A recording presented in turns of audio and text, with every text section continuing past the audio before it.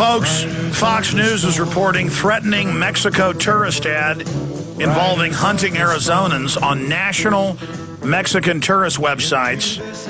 And it's got a guy in camo with binoculars saying to the tourist, "In Sonora, we are looking for people from Arizona."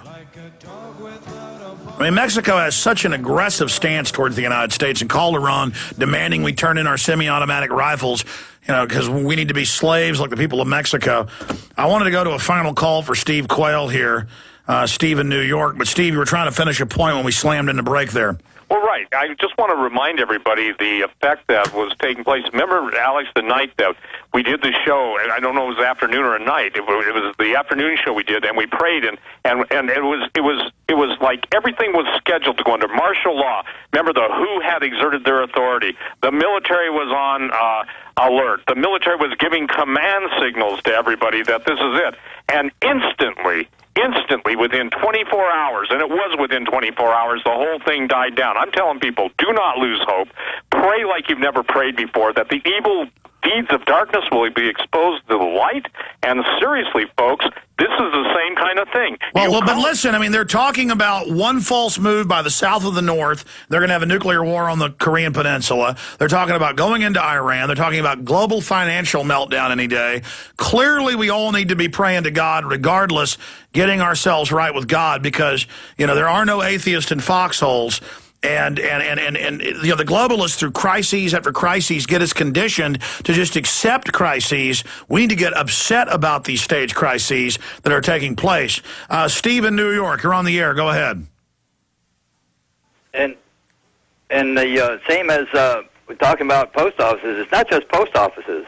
They're building Army Reserve Centers with very heavily fortified center rooms in them.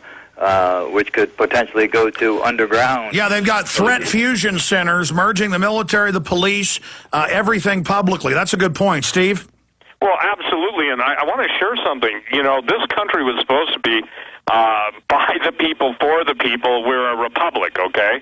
But I think it's important for people to understand that as you and I, Alex, are broadcasting right now, there are people that are absolutely giving confirmation and information to the different places around the country. By the way, fusion centers now, the military is linked into all domestic law enforcement, highway patrol, etc.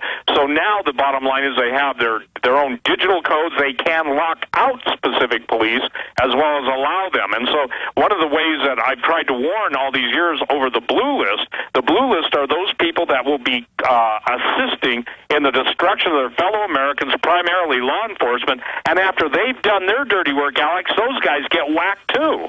So please, if you're in law enforcement... Folks, this isn't a joke. You've got Supreme Court nominees saying ban free speech and ban the Second Amendment. Anything else, Steve, in New York, about how they're hardening all these government facilities?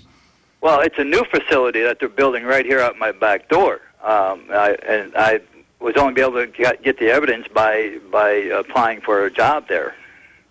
And I saw the facility. I couldn't take any pictures because, of course, cameras weren't allowed. Well, again, Steve, you're right on, because every facility that's being built now is being built for D-Day, whatever day that's determined to be. But the point is these are military fortresses. They're being manned with state-of-the-art weaponry, state-of-the-art surveillance, state-of-the-art satellite uplink and downlink capabilities, beyond state-of-the-art communications direct to the military. And Alex, what we are is a nation under siege, and we are a nation soon to be embroiled in the worst case scenario and nightmare ever imagined. Yeah, they're locking us down, getting ready for World War III. And during World War III, they're going to attack the American people and outside enemies. Steve, amazing info. Thanks for contacting us with these Postal Service torture rooms. We've confirmed they are radically expanding them, and they do exist. Great job. SteveQuayle.com, Infowars.com is our site. Great job to the crew. Back live tomorrow, 11 a.m. Central. We'll be back live at 20 hours. Retransmission starts now. Infowars.com. Spread the word. America's #1 source for independent talk radio for over a decade. We are the GCN Radio Network.